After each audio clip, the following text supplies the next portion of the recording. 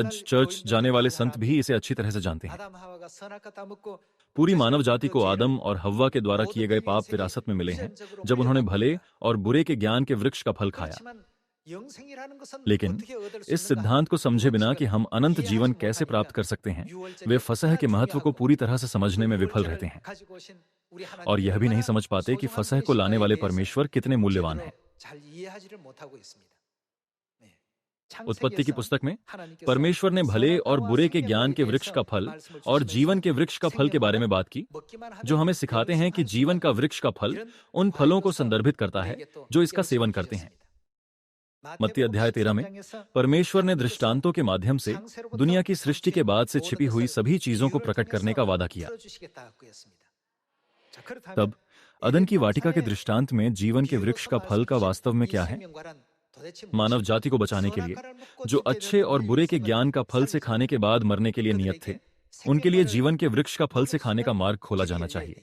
यद्यपि जीवन के वृक्ष का फल से खाने से अनंत जीवन मिलता है, फिर भी परमेश्वर ने उन लोगों को जिन्होंने भले और बुरे के ज्ञान के वृक्ष का फल से खाया था, उसके पास आने से रोकने के लिए मार्ग रोक दिया। उत्पत्ति अध्याय 3 आयत 23 में लिखा है, इसलिए यहोवा परमेश्वर ने उसको अदन की वाटिका में से निकाल दिया कि वह उस भूमि पर खेती करे जिसमें से वह बनाया गया था। इसलिए आदम को उसने निकाल दिया और जीवन के वृक्ष के मार्ग का पहरा देने के लिए अदन की वाटिका के पूर्व की ओर करूबों को और चारों ओर घूमने वाली ज्वालामय तलवार को भी नियुक्त कर दिया। जलती हुई तलवारों के साथ स्वर्गदूत जीवन के वृक्ष के मार्ग को सख्ती से अवरुद्ध करते हैं, यह सुनिश्चित करते हुए कि पापी भी उस तक नहीं पहुंच सकते। परिणाम स्वरूप कोई भी लापरवाही से जीवन के वृक्ष के निकट नहीं आ सकता। फिर उत्पत्ति में दर्ज जीवन के वृक्ष के फल का वर्णन एक दृष्टांत के द्वारा किया गया है, लेकिन वास्तव में इसकी वास्तविकता क्या है? इस दृष्टांत का उपयोग करके परमेश्वर क्या बताने की कोशिश कर रहे थे? उन लोगों के लिए जिन्होंने अभी तक यह उत्तर नहीं पाया है, मैं स्वर्ग जा सकता हूं, मैं बच जाऊंगा, या मुझे पापों की क्षमा मिली है, ऐसे कथन गलत हैं। जब हम स्पष्ट रूप से समझ जाते हैं परमेश्वर ने हमें आज फसह नामक जीवन का पर्व क्यों दिया है, हम महसूस कर सकते हैं कि अनंत स्वर्ग का रहस्य और अदन की वाटिका में जीवन का वृक्ष का फल फसह के सत्य के भीतर छिपा है। मानव जाति के लिए जो भले और बुरे के ज्ञान के वृक्ष का फल से खाने के बाद नश्वर बन गई, परमेश्वर ने इस शिक्षा को प्रकट किया, यदि तुम जीवन के वृक्ष का फल खाओगे तो तुम अनंत जीवन पा सकते हो। आइए यूहन्ना अध्याय 6 खोलें और देखें कि जीवन के वृक्ष की वास्तविकता क्या है। अध्याय 6 आयत 53।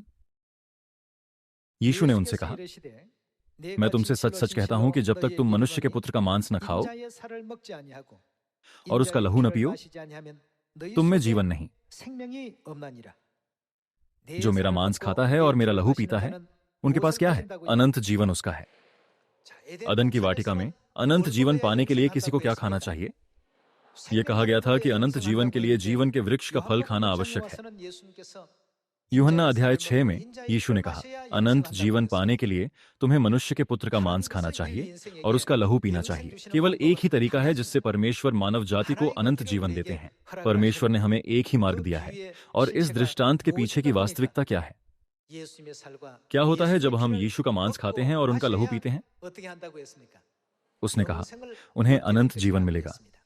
इसलिए यीशु का मांस और लहू अदन की वाटिका में जीवन के वृक्ष के फल का प्रतिनिधित्व करते हैं। जीवन के वृक्ष का फल की वास्तविकता यीशु का मांस और लहू है।